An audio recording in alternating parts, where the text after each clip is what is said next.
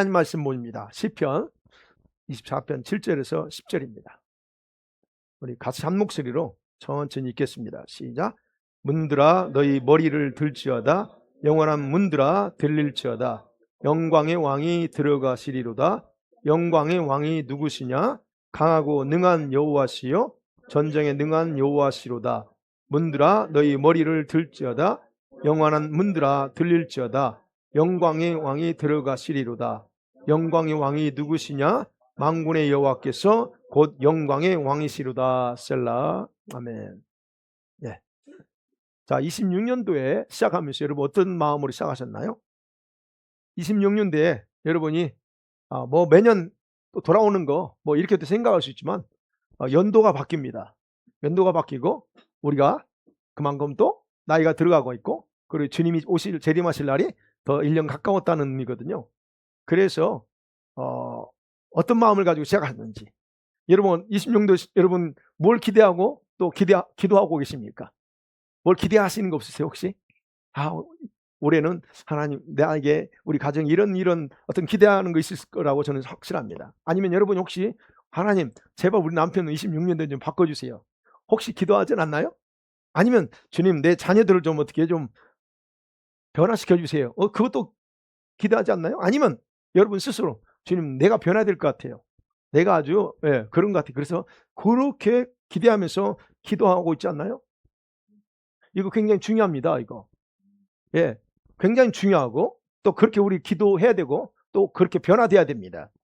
근데 중요한 것은 이렇게 우리가 기도하는 것은요. 뭐에 근거가 자냐면 사실 하나님은 토기장이고 우리는 뭐라는 거예요? 나는 진흙이다는 거예요. 그 개념의 근거에서 주님 내 마음대로 안 돼요. 내 남편도 내 자녀도 나도 내 마음대로 안 되니까 주님이 좀 해주세요 라고 하는 그게 토기장이와 진흙의 그런 생각을 기초해서 그렇다는 거예요.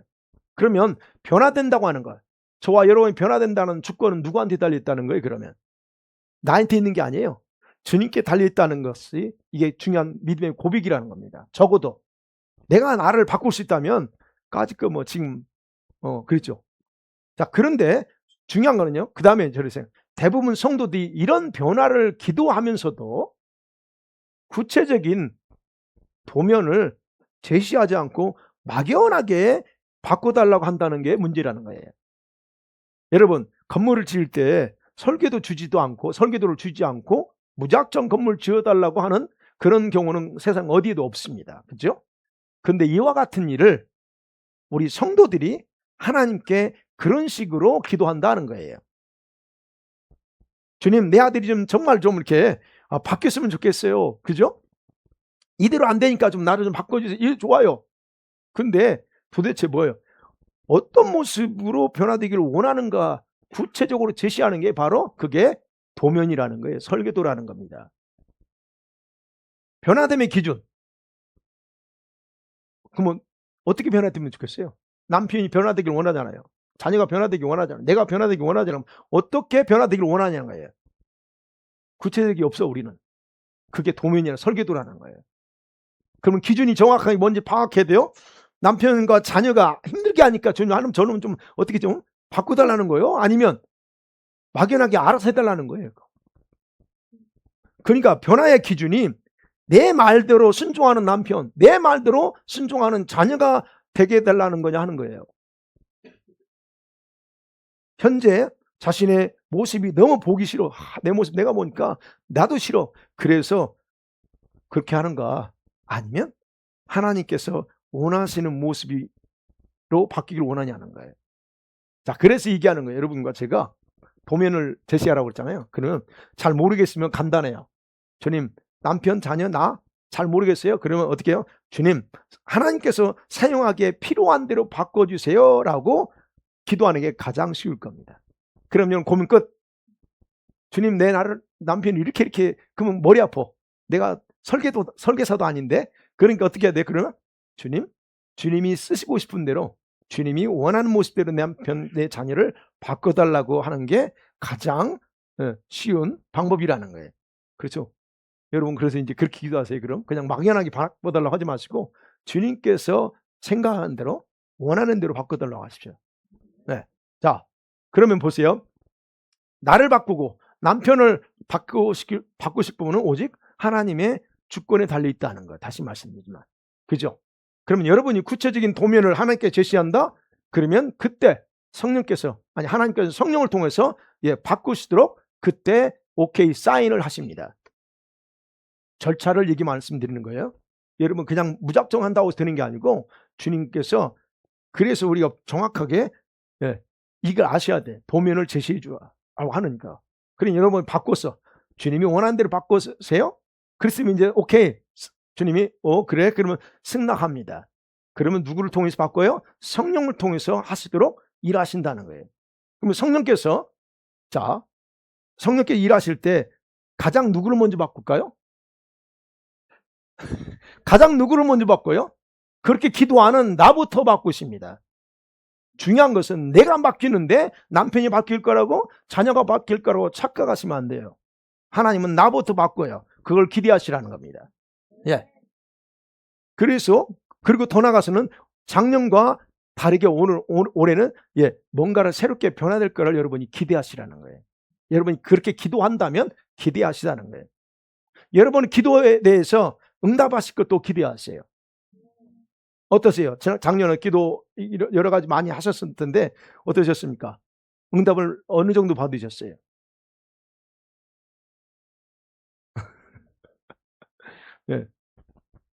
다 받았을 거예요. 우리만 얘기한가? 혹시? 우리만 다 받았다고 그런 거 아닌가? 여러분 그런 부분에 대해 올해도 역시 동일하게 하나님께서는 여러분의 기도에 대해서 분명히 응답하실 거는 기대하시라는 거예요. 그러면 만일에 하나님께서 여러분을 변화시키기로 딱 결정했다면 뭘 또 하냐면 여러분의 처한 환경도 변화시킨다는 거예요. 여러분만 딱 바꾸지 않습니다. 여러분 환경도 바꿔버립니다. 여러분 이와 같은 변화는요 사실을 천국에서 문이 열릴 때 가능하다는 겁니다. 여러분 우리 인생의 여정에서 일하는 모든 일들은요 우연히 일어나지 않고 그런 것 같지만 천국에서는 하나의 문을 통과하는 것 같다라고 얘기해요. 우리가 그냥 오늘도 가죠? 일주일 또 살아가죠? 근데 그것이 그냥 살아가는 것 같고 주어진 그 루틴처럼 사는 것 같지만 사실은 이미 그것은 우리 인생의 여정에서 문을 통과하는 거예요.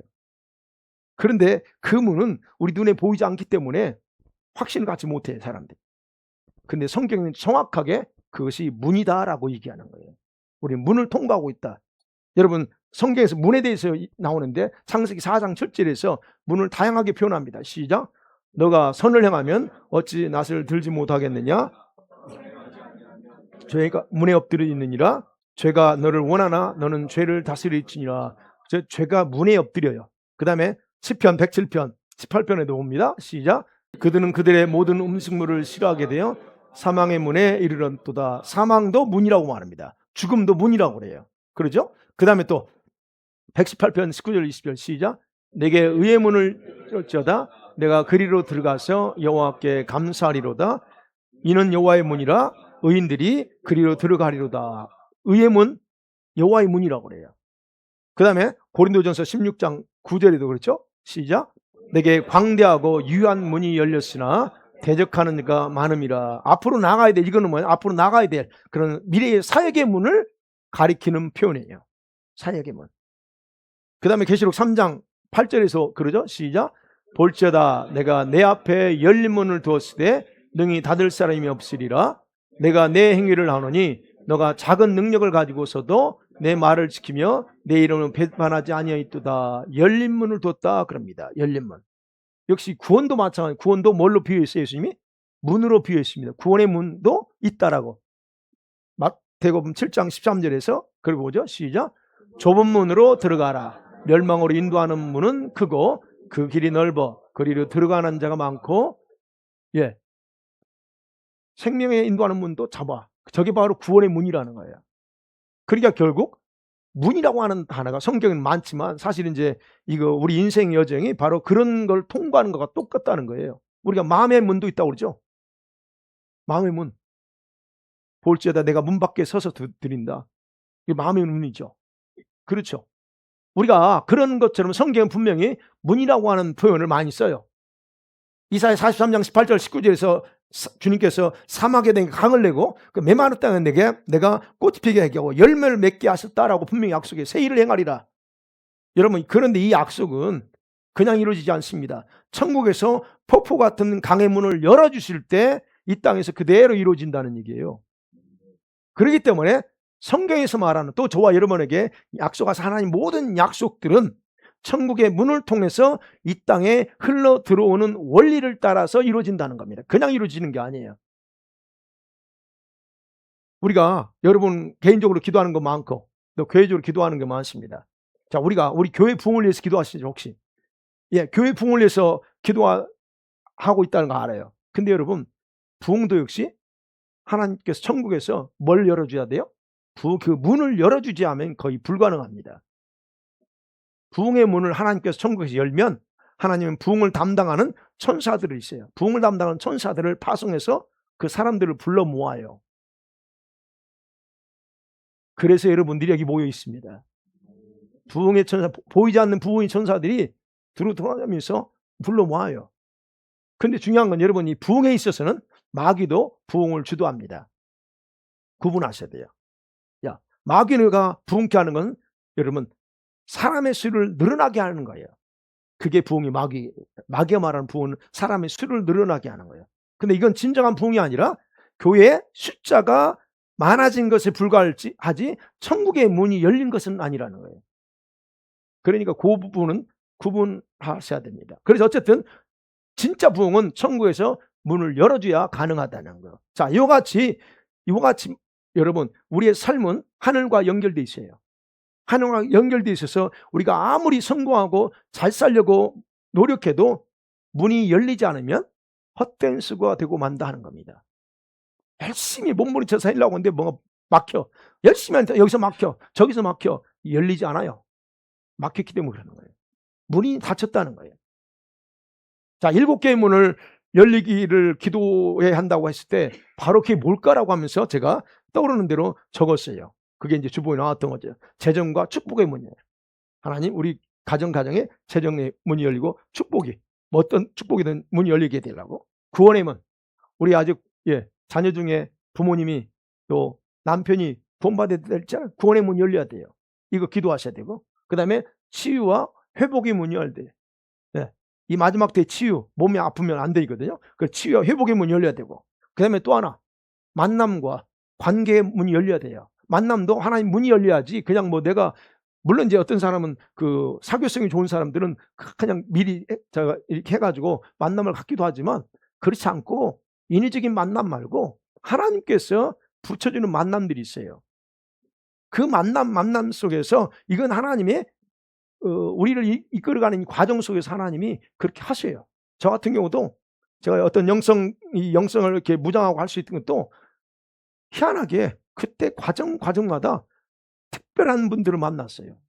그 예상치 않았던 만남이에요. 그것이 바로 만남의 관계와 만남의 문이 열렸기 때문에 그렇다는 거예요.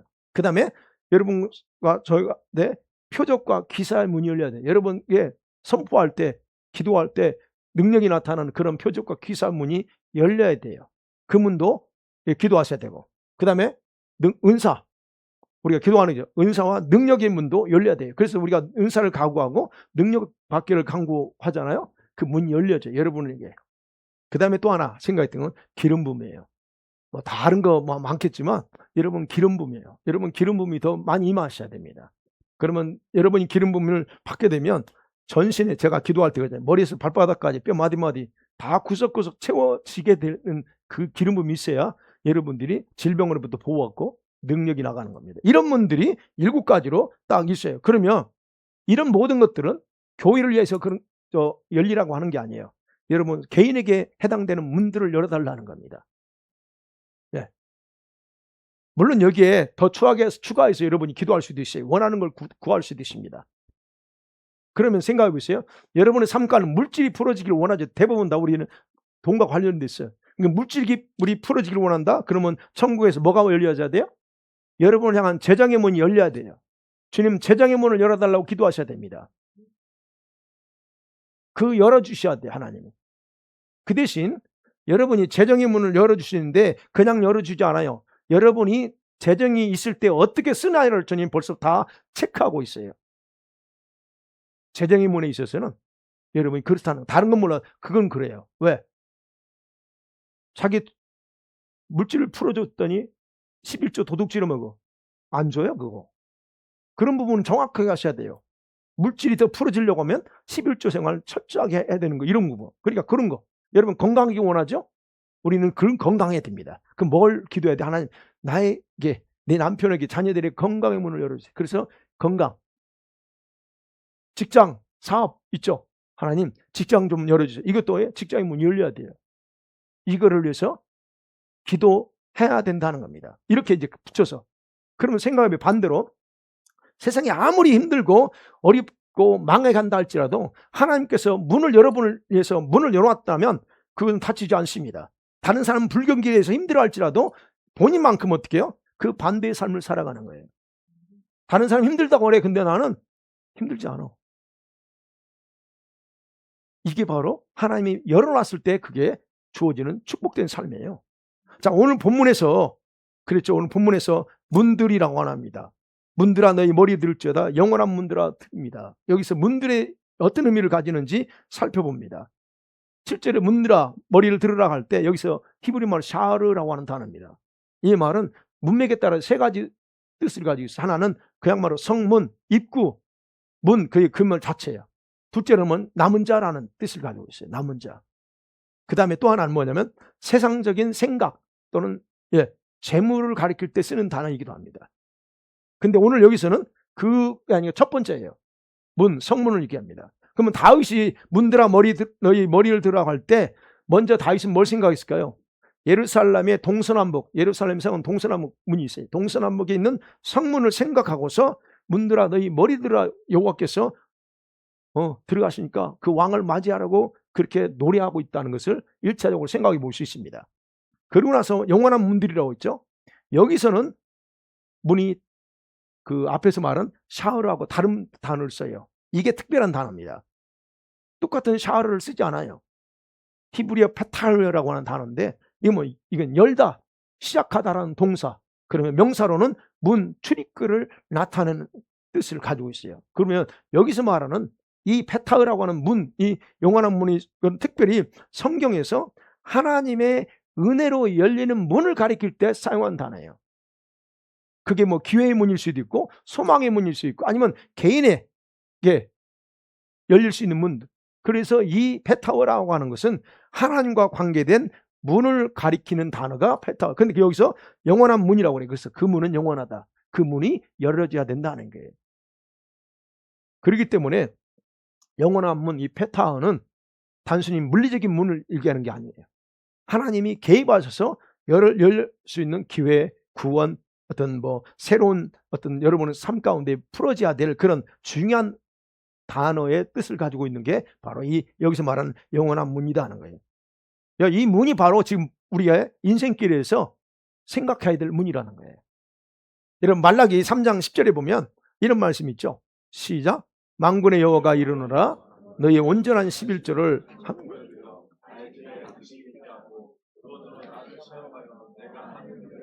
너에게 복을 살 것이 없도록 붙지 아니하나 보라. 여기서 하늘문이라고 할 때문에 페타입니다. 하늘문이에요. 11조를 드려봐. 그럼 내가 하늘문 열어줄게 하는 거거든요. 자, 결과적으로 보면 여러분 보세요. 결과적으로 우리 하나님께 기도하며 열어달라고 하는 그 모든 문들은 하늘에서 열 때만 여러분 열 때만 그것이 우리들이 거리로 들어가 살 수 있고 그리고 거기에 있는 것을 마음대로 누릴 수 있다라고 하는 의미입니다. 그렇지 않으면 못 들어가요. 그래서 우리가 기도하는 다양한 제목들은 사실은 천국에서 창고처럼 보관되어 있는 룸이 있어요. 이렇게 여러분의 이해하기 쉽게 표현할게요. 창고가 있습니다. 여러분의 축복의 창고가 있고 치유, 그 다음에 여러분 어떤 상급 또는 뭐랄까요. 우리가 지금 말한 모든 것들이요 다 문이 있어요. 룸이 있다는 얘기예요. 그 룸에서 하나님이 보냅니다. 여러분을 치유하시죠? 어떻게 치유할 것 같아요? 만약에 생각해봐요. 내 암에 걸렸으니까 암세포를 치료합니다. 그럼 어떻게 치료할까? 우리는 단순하게 하나님의 능력으로 그냥 확 했어. 그렇게 표현하지만 근데 그렇게 하지 않습니다. 천국에서는 치유의 창고가 있는데 거기에서 수술을 담당하는 천사가 있습니다. 그 천사가 와서 그 암을 도려내고 수술합니다. 그때 치유가 되는 거예요. 그냥 우리는 그냥 하나님이 하셨어 말하지만 그 제가 얘기한 절차를 얘기하는 거예요.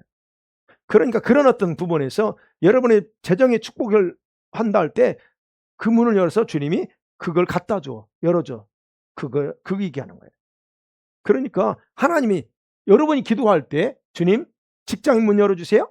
그러면 주님께서 기도할 때 그곳에서 천사를 통해서 전달하게 하는 거예요. 오케이. 사인해줘. 한마디로 직장인 문 사인해줘. 그러면 여기서 내가 어떤 직장 찾을 때 순간 열리는 거예요. 그런 부분이에요. 그러니까 그 전달하는 천사가 전달하는 건 뭐예요? 뭔가 전달했다면 오케이 사인했다. 그럼 이 땅에 닫혀있는 문이 열려가지고 실제로 자신의 그대로 이루어지는 거예요. 네. 그래서 하나님께서 풀어주지 아니하면 우리들은 절대로 받을 수도 없고 누릴 수도 없는 게 저와 여러분이에요. 이게 뭘 의미할까요? 여러분과 저의 인생은 여러분의 손에 달려있지 않다. 여러분은 노력에 달려있는 게 아니고 하나님의 주권 속에 달려있다는 겁니다. 몸부림쳐 보세요. 안 돼. 근데 그게 닫혔기 때문에 그래. 그러니까 여러분 우리가 내 인생은 내가 계획하고 사는 것 같지만 여러분 그렇게 다 똑같아요. 내가 계획하고 사는 것 같지만 하나님의 계획을 벗어날 수 없는 것이 우리 인생이라고 하는 걸 인정하는 것이 중요하다는 거예요. 내가 믿음이 없고 있고를 떠나서 우리는 다 그렇다는 거예요. 분명한 것은. 그래서 그게 하나님의 주권이다. 그것에 대해서 이사야 46장 9절 10절에서 이렇게 말합니다. 시작. 너희는 옛 정례를 기억하라. 나 같은 이가 없느니라. 내가 시초부터 종말을 날리며 너 보이고 이르기를 내가 나의 모든 기뻐하는 것을 이루리라 하였노라. 하나님의 주권입니다.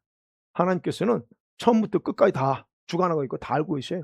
여러분이 태어난 때 죽을 때 어떻게 모든 걸 다 알고 계셔요. 결국 하나님의 주권은 저와 여러분의 인생 삶 전체를 주관하면서 시작과 끝을 이미 다 보고 계시고 우리의 뜻이 아니라 자신의 뜻이 이루어지도록 인도하시고 우리가 그렇게 할 때에 하나님은 기뻐하신다 하는 겁니다. 그러니까 나 자신이 지금까지 계획한 대로 살아온 것이 사실이에요. 사실은 우리가 그렇죠. 내가 이렇게 캐나다 오고 아니면 뭐 어쩌고 다 그렇게 했어요.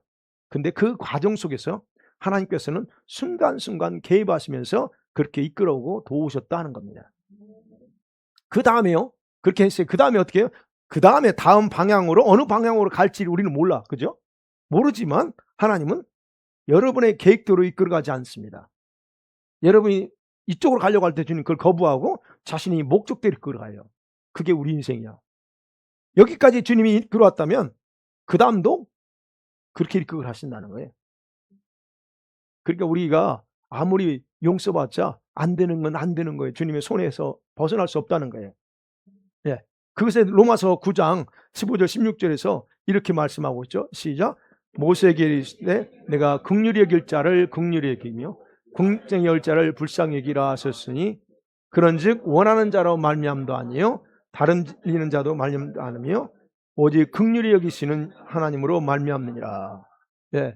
하나님이 그러니까 긍휼을 베푸고 불쌍히 여길 사람 여기는 거예요. 그래서 너무 불쌍하니까 풀어줘.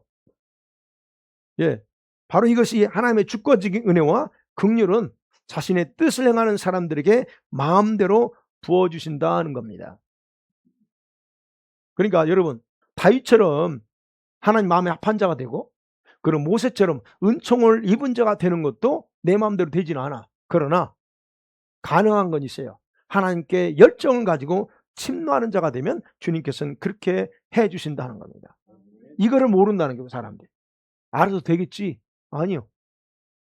그러면 언제 될지 모릅니다. 근데 침노해야 된다는 거예요. 그렇다고 하면 생각해보세요. 저와 여러분의 인생은 내 계획대로 돌아간다? 돌아가는 게 아니에요. 결국 하나님의 계획표대로 이끌어 가신다는 것을 정확하게 인정하는 것이 중요하다는 거예요. 그래서 올해 하루를 어떻게 살 거냐는 거예요, 여러분이. 그래서 여러분의 계획보다는 하나님의 뜻과 계획을 알고자 하는 갈망이 여러분에게 있어야 된다는 겁니다. 여러분 마음속에 여러분이 순종하며 살고자 하는 하나님의 뜻과 계획에 대한 갈망이 있는가 확인해 보세요. 내가 올해를 어떻게 살까? 여러분 과연 내가 하나님의 뜻을 알고 그것을 위해서 살고 싶은 열망이 있어요? 그걸 확인해 보라는 거예요. 아니면 내 멋대로 내가 생각하는 대로 이 모든 것이 다 하나님 주신 거야 해서 그냥 하나님 원하지도 않는 것들을 그것이 원하는 것이라고 착각하면서 살 거냐는 거. 그것도 자유지만. 예. 그러니까 이런 어떤 갈망이 없다면 그럼 뭘 해야 될까요? 그것을 위해서 기도해서 받아야 됩니다. 하나님 나한테 이런 갈망이 없어요. 왜 나는 교회는 오긴 오는데 껍데기만 크리스찬이야. 내면적인 것은 전혀 하나님에 대해서 신뢰가 없어. 그거 크리스찬이라고 말하지 마요. 그건 껍데기지. 진짜 크리스찬은 뭐예요? 내 중심도 벌써 하나님께 가야 돼. 근데 이렇게 하는 분들이 의외로 많다는 거예요. 그래서 그게 없어 나한테 갈망이 기도해야지. 하나님 나는 왜 하나님에 대한 갈망이 없어요? 뭐가 문제 있어요? 있다는 거예요 그거. 그러면 기도해야지. 하나님 나한테 그 갈망을 달라고. 그렇게 기도하고 나서 어떻게 해요? 여러분의 삶에서 하나님께서 적극적으로 개입하기 원하시는 부분이 무엇인가를 정해야 돼요. 하나님 내 인생에서요 이 부분에 좀 주님 개입해 주세요. 그걸 정하셔야 돼요. 하나님 내가 요즘 계속 이러는데 이제 죄송합니다. 자꾸 남편 얘기해서 우리 남편이 좀 그래요. 우리 애가 그래요. 그러면 하나님 이 애 인생에서 좀 개입해 하셔서 좀 해주세요. 내 남자친구 좀 어떻게 개입해 하셔서 좀 바꾸세요. 아니 요런 부분에서 여러분이 정해야 돼요. 적극적으로 하나님 어떤 부분에서 개입하기를 원하느냐는 거예요. 막연하게 하지 말고 어떤 부분에서 개입이 필요하냐는 걸 여러분이 정하라는 거예요. 여러분 환경이 어려워요? 그럼 환경에 개입해 달라고 기도하세요. 하나님 환경 아니면 여러분 성격이 쉽잖아요 개인적으로. 성격 아니면 여러분 믿음인지 요 부분들을 여러분이 하셔야 된다는 거예요. 여러분 중요한 것은 하나님의 주권 속엔 저와 여러분은요 계획을 세우는 게 아니에요. 우리는 계획을 세울 게 아니에요. 뭘 세워야 돼? 목표를 세워야 됩니다. 내가 오늘 어떻게 할까 계획을 세우는 게 아니고 목표를 세워서 주님의 일하심에 보조를 맞춰 나가는 것이 더 중요하다는 거예요. 주님 내가 올해는요 이거 하려면 계획 세우는 게 아니고 목표. 어떤 목표? 주님의 일하심에 내가 보조 맞추고자 하는 목표. 그걸 세우라 하는 겁니다. 왜냐하면 계획은 이미 하나님께 세워졌어요. 여러분의 삶에 대한 계획은 하나님께 있어. 그럼 우리가 어떻게 해요? 필요한 건 그다음에 목표를 가지고 따라가면 되기 때문에 목표를 세우라는 거예요. 그렇게 할 때 여러분의 삶에는 하나님께서 행하시는 새로운 일들이 더 구체적으로 드러나게 될 줄 믿습니다. 사랑하는 성도들 말씀 맺어볼게요. 여러분이 주님께 드려야 될 구체적인 설계도는 26년도의 목표입니다. 그리고 그것을 정해서 하나님께 드리면 괜찮지만 드리지 않으면 하나님께서는 여러분을 위해서 역동적으로 일하시는 것에 제한을 받으십니다. 그래서 구체적으로 하시라는 거예요. 하나님께서는 여러분을 위해서 능동적으로 각자에게 닫혀있는 문을 열어주시려고 기다리고 계십니다. 아멘. 그분이 천국에서 하나의 문을 열 때에 그것이 여러분의 삶에서 새로운 진동과 함께 일이 펼쳐질 거예요. 여러분 주변에서 막혀있는 것들이 흔들릴 때 진동이 일어나요. 하나님이 일하신다는 거예요. 남편이 마음에 진동이 일어나. 아이들이 진동이 일어납니다. 그게 하나님이 일하시고 있다는 사인입니다. 그래서 그런 진동이라고 말하는 것은 쉐이킹은 땅의 흔들림이 아니에요. 마음에 움직이고 생각이 흔들림이고 그리고 여러분의 환경에 변화가 일어나 공기가 달라진다는 가정 안에서 공기가 달라져. 부부 사이 공기가 달라지고 자녀들과 공기가 달라지고 우리 아이들이 학교에서의 달라져. 이게 바로 사인이고 그게 진동이다 하는 거예요. 그래서 26년대는 이전에는 없었던 새로운 일들, 영적인 진동을 경험하고 안 하고는 누구한테 달렸습니까? 여러분에게 달렸다는 거예요. 여러분이 결정에 달렸다 제가 말씀드려요. 결정. 그리고 믿음이 조금 이제 성장해서 지난 로마서를 통해서 믿음이 장성한 분들 있잖아요. 믿음이 장성한 분들은 하늘의 신령한 것을 맛본 자들은 그런 분들이거든요. 그러면 그분 한 단계 더 높은 문을 열어야 됩니다. 어떤 문이 필요할까요? 한 단계 더 높은 문. 여러분과 저의 왕이신 예수 그리스도의 주권을 여러분의 마음과 삶에서 온전히 회복시켜 드리는 거예요. 그게 우리가 신앙이 좀 그래도 성장했다는 분들은 예수님의 주권, 통치권을 여러분의 삶 속에서 가정에서 세워주세요. 그 일을 하셔야 됩니다. 여러분 각 가정의 주인의 자리에서 내려오세요. 남편도 내리고 와이프도 내려오세요. 그리고 우리가 그 자리에 주님이 자리 잡게 하고 그리고 주님의 권위 아래 내려가는 것, 이게 우리가 해야 됩니다. 아니면 남편의 가정에서 머리 되는 남편의 주권을 회복시켜 주세요. 남편 무시하지 말고 회복시키세요. 믿음이 여러분 있어요? 큰 사람이에요? 그런 남편의 권위, 남편의 호주됨을 무시하지 마세요. 그걸 회복시키세요. 우리 교회 남자도 오면 참 기분 좋을 거야. 하도 제가 탈단다 막 남편의 권위하니까. 아니 그건 성경적이기 때문에 그런 거예요. 저는 제가 목회하면서부터 계속 하는 말이 그거예요. 남편의 머리야 세워라. 그리고 그 부분이 왜 그래요? 왜 제가 이게 그냥 하는 게 아닙니다. 제가 남자이기 때문에 그게 아니에요. 그게 하나님 말씀이, 하나님은 질서의 하나님이라고 그랬어요. 하나님 질서를 세우는 질서를 다 깨고 하나님 역사해달라고 천만에. 하나님은 화평의 하나님이라고 그랬어요. 질서가 깨지면 가정에서 터져요. 화평이 안 이루어집니다. 그렇기 때문에 얘기하는 거예요. 그리고 하나님은요, 자기가 세운 질서를 무시하는 자들이나 그런 가정에서 일하실 수 없는 분이라는 걸 정확하게 여러분이 인식하셔야 됩니다. 그러기에 26년도에는 우리 사랑하는 성도들의 가정과 삶에 새로운 놀라운 일들이 확실하게 펼쳐지기를 원합니다. 그리고 하나님께서 7가지의 문 중에서 여러분 가정에 필요한 문들을 활짝 열어주심을 통해서 어떤 가정들보다도 다른 어떤 가정들보다도 영광과 육의 풍성이 넘치는 하나님의 신령한 축복, 땅의 기름진 복으로 올 한 해는 풍성하게 누리는 그런 놀라운 은혜가 있기를 주의 이름 간절히 축원합니다. 아멘.